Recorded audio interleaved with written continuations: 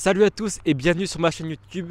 On se retrouve pour l'épisode 10 de Tour des Stades pour voir ensemble un match de Ligue 2 avec mon cousin Maël qui est juste ici. On va voir Grenoble-Le Havre.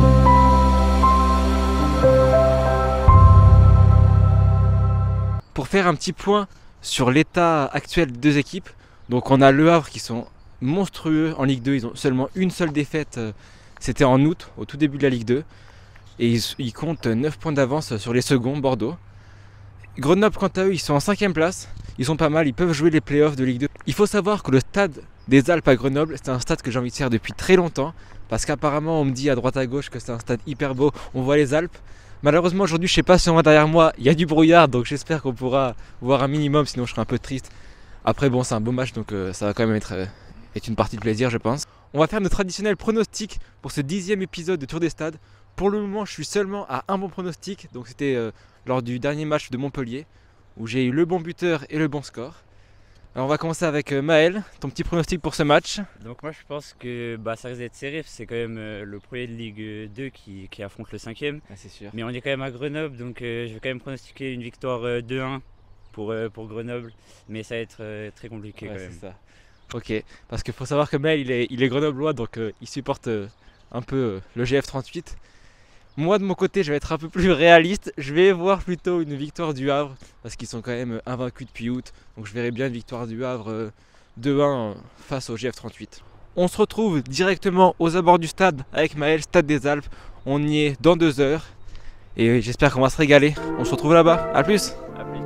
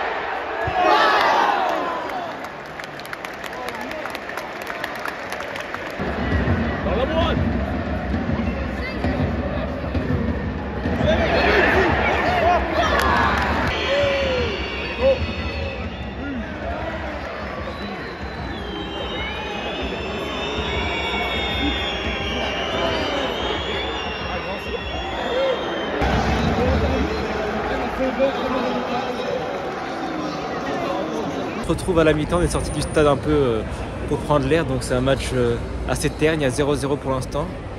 Qu'est-ce que tu en penses un peu du match Maël pour l'instant?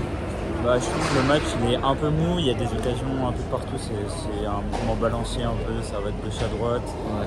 Il y a des occasions qu'on n'a pas su se concrétiser du côté de Grenoble, mais j'y crois encore au 2-1. Pour l'instant ils s'observent un peu les deux équipes. Donc moi je garde mon pronostic toujours 2-1 pour le Havre, je pense peut-être 1-0. Je pense qu'il n'y aura pas beaucoup de buts dans ce match. Toi tu gardes sur ton 2-1 pour essayer de rester sur le... Ok, top. On se retrouve à la fin du match en espérant, en croisant les doigts, que ce ne soit pas un 0-0. Parce que pour l'instant ça se dirige tout droit vers un 0-0, il n'y a pas trop d'occasions des deux côtés. Et on va voir la fin du match. On espère avoir une deuxième mi-temps un peu plus palpitante.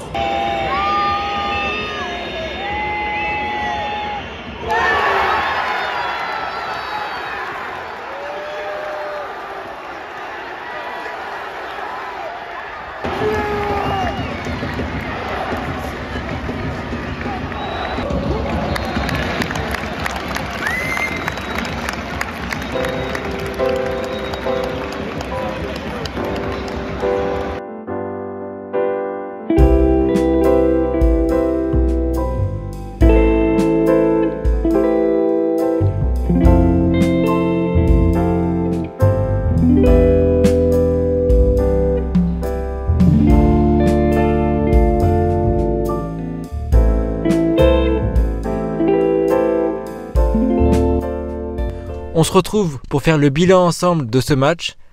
Du côté sportif, un match assez pauvre, hein. On sentait que les deux équipes n'avaient pas vraiment envie de gagner ce match. On a vibré à une reprise quand il y a eu le penalty pour Le Havre qui a été arrêté par le gardien de Grenoble. Pour le classement, du coup ça bouge pas. Le Havre qui reste en tête cette fois avec 10 points d'avance sur Bordeaux, parce que Bordeaux n'a pas encore joué. Grenoble qui reste à leur 5e place, malheureusement ils auraient pu grappiller quelques points. Ils auraient pu gagner ce match franchement, mais on sentait qu'il n'y avait pas vraiment d'envie ni du côté du Havre ni du côté des joueurs grenoblois. Ce manque d'envie du côté des grenoblois il s'explique peut-être parce qu'il y a le match mardi en Coupe de France face à Lyon. Donc c'est peut-être ce qui explique leur manque d'envie, ils veulent se garder et ne pas se blesser pour ce gros match qui arrive. Pour nos pronostics, aucun des deux a eu juste, après c'était compliqué de prévoir un 0-0, mais on s'attendait tous les deux avec Maël à un match assez fermé, c'est ce qu'il y a eu. Autant fermé on pensait pas forcément, on espérait quand même quelques buts à droite à gauche, mais bon, ça arrive avec des matchs nuls comme ça. C'était assez pauvre, on va pas se mentir qu'on est un peu déçus. Un des gros points positifs c'était le stade, franchement il est magnifique. Le toit un peu en verre, on a trouvé ça super beau. Après il y avait le brouillard, donc on n'a pas vu les Alpes derrière. Mais c'était super, un super stade. Un des bémols qu'on peut soulever, c'était le taux de remplissage du stade.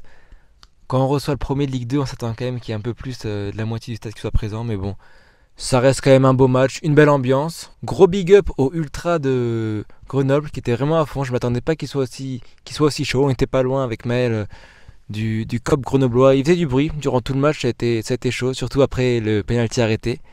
Ça a redonné de l'espoir à toute la tribune, mais malheureusement c'est resté sur son score vierge. Voilà, c'est la fin de l'épisode 10 de Tour des Stades. Merci encore de m'avoir suivi, n'hésitez pas à mettre un petit pouce, partager ou mettre un commentaire si ça vous a plu. On se retrouve pour le prochain épisode qui va être incroyable.